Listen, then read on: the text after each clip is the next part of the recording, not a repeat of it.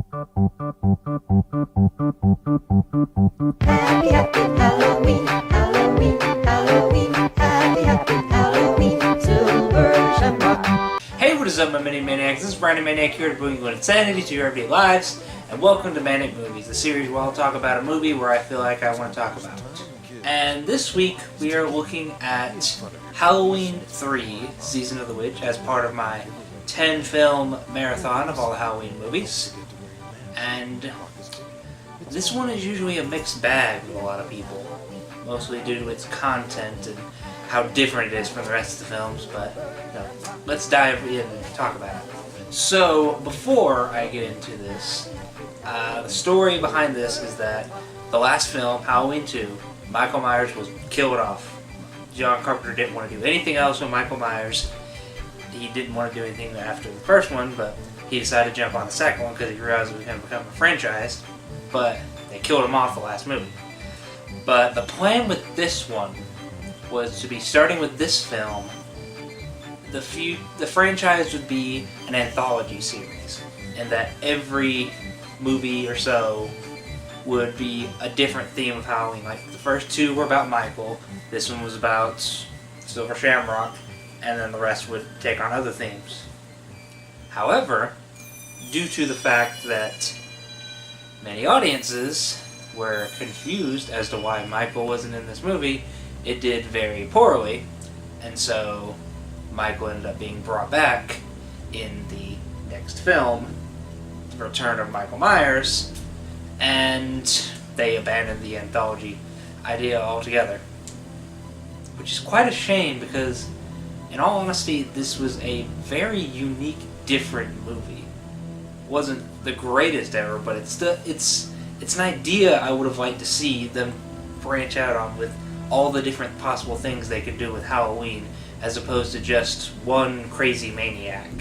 So, the story of this one is that this crazy guy is admitted to this hospital, talking all these conspiracies about they're gonna kill me and all that, and he ends up getting killed in the hospital, and this doctor sees the guy who kills him blow himself up, and, well, more or less, he meets the guy's daughter, and they proceed to investigate what's going on. Why was this guy all super crazy? Why did her dad disappear?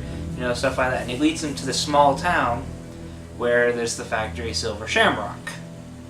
And it's this sort of creepy town, you know, people acting all strange.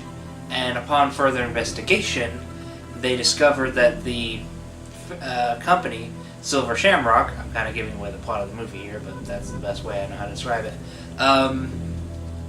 is that the company Silver Shamrock are selling these masks, and they have, like, through some sort of technological witchcraft, it's not really explained very well, they have this commercial that, you know, plays on all the TVs on Halloween night, you know, happy, happy Halloween, that one.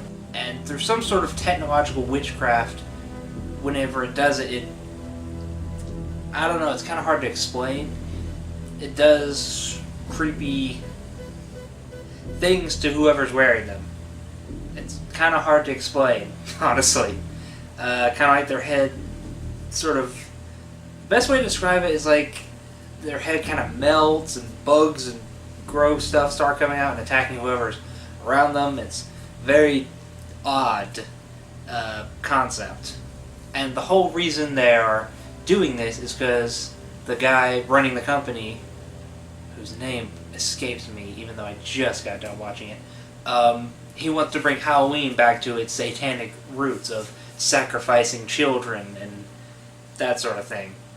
Not quite sure why he wants to do it. I'm pretty sure it would have been explored more in the sequels, but, you know, didn't do well because Michael Myers wasn't in it. It's a very odd concept, but also a very creepy one in that it's just so different from so many other horror movies, honestly. I feel like this is where John Carpenter got back on his A game, because whereas the last one was more just jump scares and popping out behind corners, that sort of thing. I mean, there's a couple of those in this too, but it's building more of an atmosphere. Like, the doctor and the girl, I swear I forget the names. I think it's like Dan and Ellie. I could be wrong. They get to the town where the factory is, and there's just, everything just seems super creepy. Like, all the people are staring at them as they enter the town. There's a curfew going on. Just all these weird, odd occurrences. And the manager, before he reveals himself to be evil, he just seems a little bit too nice and friendly until, obviously, oh, I'm the bad guy. I want to kill kids. So that sort of thing. I don't know, it builds up this more atmosphere where it's just like, this is creepy, I don't know what's going on. It's done in a way that's like, you don't really know what's going on here. And it slowly starts to explain to you more and more what it is. Like how there's robots involved and weird chip reader things on the mask. It gets a little goofy, but it's not awful or anything. It's not like insanely distracting. It's just, it is a little confusing when you try to really think about it, because, it is a very different story as opposed to the rest of the film, which is just crazy maniacs stabbing people. I mean, there's nothing acting-wise that stood out about it. There was nothing really much that stood out insanely about it. I mean, it's just okay. I mean, I think I like it a little more than Halloween 2, mostly because that one was just sort of doing the first movie over again, but a little more violent. The effects in this film, I will say, were pretty good. Like, there's a point where a guy gets his head ripped off, and it's quite graphic, even for 80s standards. Overall, yeah, it's an interesting experiment. I personally like this film. I know my brother who watched it with me, he didn't really care for it. He said it was kind of stupid. But I don't know, I personally liked it. I didn't really find anything awful about it. It's one I might turn on every year. Like, the atmosphere with... Like, there's way more Halloween going on in this one than there is in the first one. Like, there's way more decorations and, of course, all the masks. The Silver Shamrock masks all around. It gives us more of this atmosphere of this is definitely Halloween, whereas the first one was just kind of like this normal sort of weekend. And the most you really got of Halloween was just like one group of kids trick-or-treating and that's it. But yeah, overall, I want to say this is a decent watch. It wasn't the best of the series. Obviously, that's the first, to me at least. But it's definitely not one that needs to be just skimmed over just because it doesn't have Michael Myers, therefore it doesn't count. It's worth at least one watch, I think. Because, I don't know, it's so divisive as to whether or not people like it. Some people don't like it, say it's this unique, original story, and others just like, it doesn't have Michael, so it's stupid, it doesn't count. And I can't really say for you as if it would be something you would like unless you yourself watch it. It's a very, I don't know, it's one of those films that's just like you have to form your own opinion of it, and it's kind of hard to explain how you feel about it. So I think I'm going to give this one a 7 out of 10, like I did for Halloween 2. I do like this one a little more than Halloween 2, because it was something different and tried something new and original with the idea of the anthology series, even though it didn't pan out the way they expected. I honestly think if they hadn't called it Halloween 3, then it might have done a little bit better.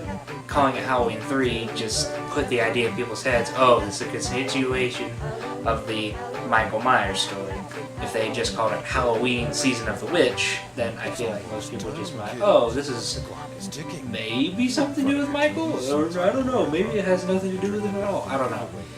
Just naming it 3, I feel like, just put that idea in their head that it has to be about Michael now. I don't know. So, anyways, with that, thank you all so much for watching. If you enjoyed it, feel free to hit that like button and subscribe to see more of these reviews like this or any other sort of videos I'm up to. Also, I want you guys to comment and give me a suggestion of something else I should look at in the future, as there may be something you suggest that I might want to look at and have something to say about. I don't know. We'll have to wait and see. But anyways, with all that being said, stay sane in the insane world, and I will see you all next time.